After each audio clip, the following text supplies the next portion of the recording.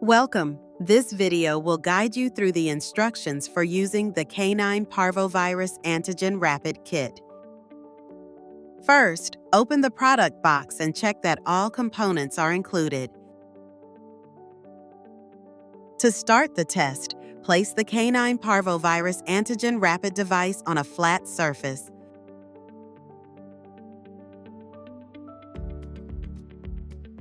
Collect a fecal sample from the stool or rectum using the provided sample collection swab.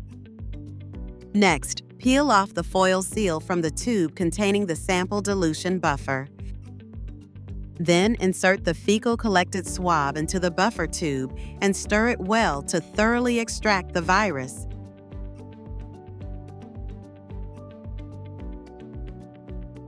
Place the tube in the rack and let it stand upright for 20 seconds to allow the particles to settle.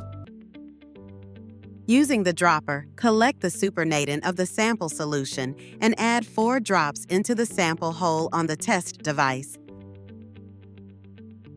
Then read the result at 10 minutes after dropping.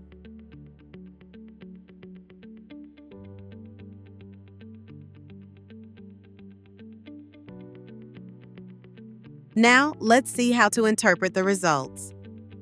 If you see both the control line and the test line, it indicates a canine parvovirus positive result. A negative result is shown when only the control line appears and no test line is visible. Finally, if the control line does not appear at all, or if only the test line is visible without a control line, the test is considered invalid. In this case, you must perform a retest using a new device.